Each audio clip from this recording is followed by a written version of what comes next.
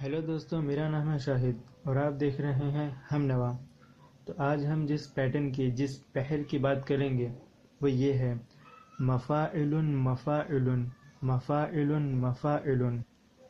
अब इस बहर को समझने के लिए हम नात पाक का एक शेर देखेंगे।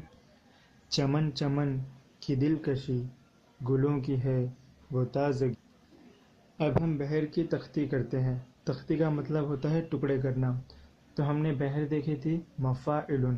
तो मफ़ाइलुन की तख्ती ये है, मीम हरकत में, फ़ा हरकत में, फिर अलिफ, फिर ऐन हरकत में, लाम हरकत में, नून साकिन।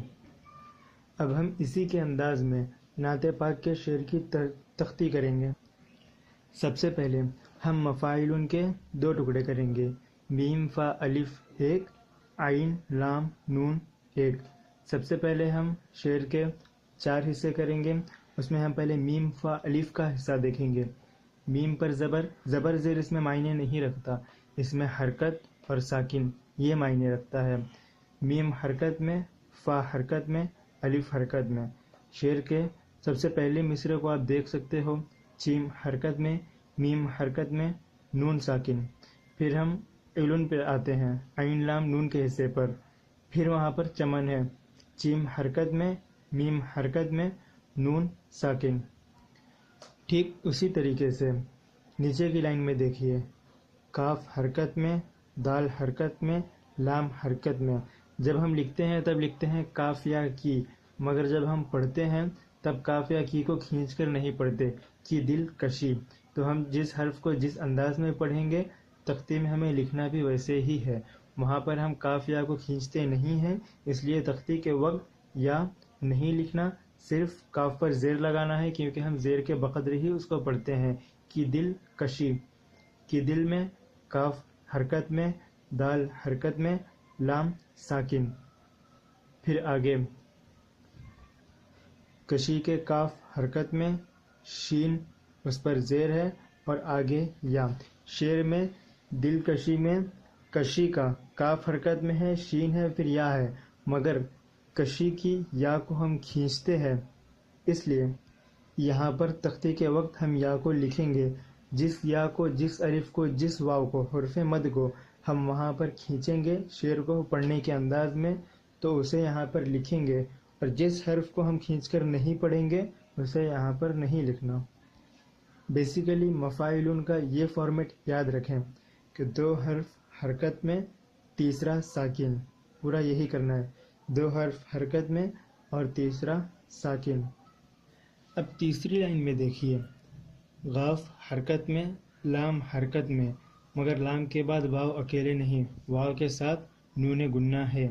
तो एक चीज़ का ख्याल रखिए, जैसे कि इससे पहले के वीडियो में हमने देखा हुरूफ़ मद अलिफ या वाव हैं, तो अगर साकिन की जगह या साकिन को हम यूज़ करते हैं और साकिन के साथ में अगर एक और हर्फ हम लगाते हैं वो भी साकिन हो और इन दोनों के पढ़ने से शेर को ज़्यादा फ़र्क ना पड़े, तो हम उसे इस्तेमाल कर सकते हैं।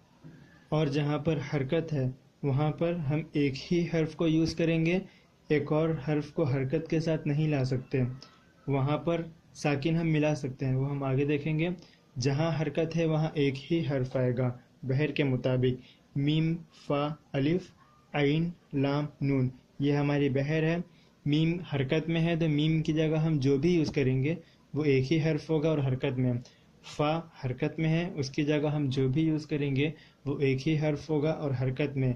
अलिफ हरकत में नहीं है, हुरूफ़ मद है, यानी इसकी जगह अगर हम कोई भी हर्फ मद यूज़ करते हैं या कोई और दूसरा हुर्फ़ साकिन यूज़ करते हैं और उसके साथ में एक और साकिन को हम मिलाते हैं और दोनों के पढ़ने से शेर में कुछ ख़ास फ़र्क ना पड़े, तो हम ऐसा कर सकते हैं। अब आखिर की लाइन में देखिए, वो ताज़गी।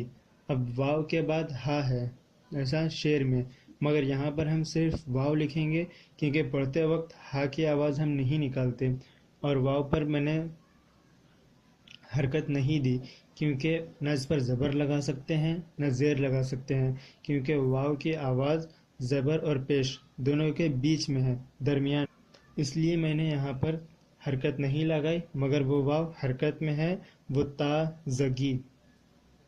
آپ کو پڑھنے سے اندازہ لگ جائے گا کہ کون سا حرف حرکت میں ہے. اب ہم اسی تختی کا ایک اور استعمال دیکھتے ہیں.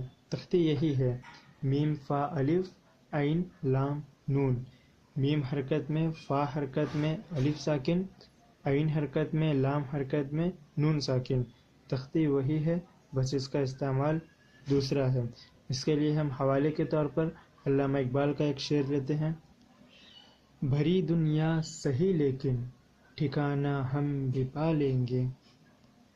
اب اس کی تختی میں ایک چیز کا دھیان دیجیے، دونوں ایک ہی تختی پر ہے، لیکن اس تختی میں مفاعل کے جو عین ہیں وہاں پر ہم ایک حرف حرکت میں لیتے ہیں، ساتھ میں ایک حرف ساکن بھی لیتے ہیں. اب اس میں پہلے شعر پر دیکھیے، بھا. اردو میں با اور چشمے والا ہا یہ دونوں الگ حرف ہے، مگر ہم اسے ایک ہی مرکب مانتے ہیں. با اور چشمے والے حرف کو بھا پڑھتے ہیں، اس لیے اس مرکب کو ہم ایک ہی حرف مانیں گے. مفاعل میں بھا حرکت میں، را حرکت میں، یا ساکن، جیسا کہ اوپر ہے. میم حرکت میں، فا حرکت میں، الف ساکن.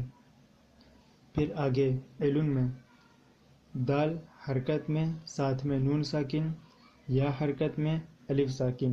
یہاں پر ہر عین کی جگہ پر ایک ساکن ہمیں لگانا ہے، بے تکلفی سے دو بھی لگتے ہیں، ہم آگے دیکھتے ہیں اسے. دو حرف حرکت میں، تیسرا ساکن، پھر ایک حرکت میں ساکن کے ساتھ، پھر ایک حرکت میں ساکن کے ساتھ. آپ اس پیٹرن کو دیکھ سکتے ہیں.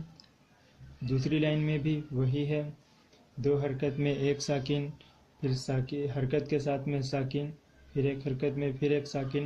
اسی طرح دیکھ سکتے ہیں. اب چوتھی لائن پر آتے ہیں. یہاں پر چوتھی لائن پہ بھی پا لیں گے میں با حرکت میں، پا حرکت میں، الف ساکن، مفا. علن کے اس میں دیکھیں گے کہ لام کے ساتھ میں دو ساکن ملے ہوئے ہیں، تو یہاں بھی ایک ساکن تو ہمیں لینا ہی ہے حرکت کے ساتھ میں، لیکن اگر کوئی اور ساکن ساتھ میں آ جائے، اس کے پڑھنے سے شعر پر زیادہ فرق نہ آئے، انداز نہ بدلے، تو ہم لے سکتے ہیں. اور حرف مد کے بعد ایک ساکن لینے سے اکثر انداز نہیں بدلتا، اس لیے ہم لے سکتے ہیں، شعر کے وزن میں کوئی فرق نہیں پڑے گا.